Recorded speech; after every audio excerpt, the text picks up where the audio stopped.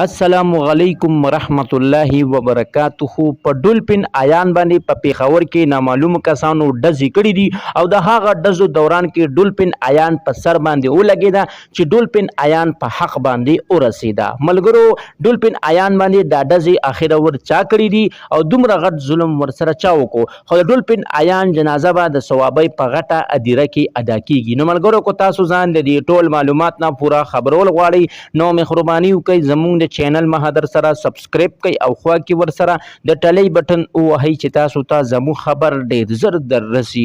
ملګرو مشهوره خواجه سره ډولفین آیان چې هغې باندې په پیښور کې کبوترباز چوک کې نامعلومو کسانو ډزې کړي دي او پر سر باندې یې ویشتې ده، خو اوس یو خبر مخې ته راغلی دی چې هغه په حق باندې ورسېده. په ډولفین آیان سره په ګاډي کې یو دوه ملګري نور خو مو چې هغو دې وخت کې ډېر سخت زخمیان دي، خو ډولفین آیان مړه شوله. ملګرو ډېر د افسوس مقام دی او ډېر د غم خبر دی، ځکه چې ډولفین آیان زموږ د پښتنو ډېره خوښه وه، ځکه چې هغه یوه ښه تعلیم یافته خواجه سره وه او هغه که تاسو وجو کې نو هغه ډېره دینداره خو هم وه، هغې به 15 وخته لمونځ خو هم کولو او هغې به د خپل کاروبار خو هم کولو.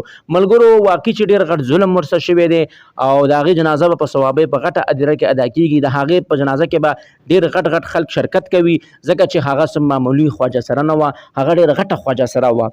ملګرو اخره ور دا دومره ظلمونه دوی سره ولې کېږي؟ په څه خبره کېږي؟ د دوی دا څه ګناه ده؟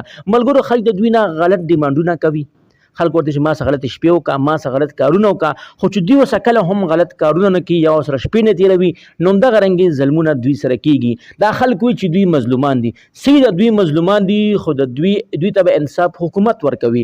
حکومت له پکار دی چې هغه ظالمان دي گرفتار کړي شي او هغه ظالمان د پیښور په چوک کې پانسي کړي شي چې خلک د دوی نه عبرت واخلي، سبا بیا څوک داسې دومره غټ ظلم چا سره ونه کړي. ملګرو دا ځکه زموږ سیلابونه هم روان دي، زلزلې هم روانې دي، ځکه چې ګناه وینه چې کوم ځای کې هم تویېږي نه هلته کې به د الله پاک افت راځي.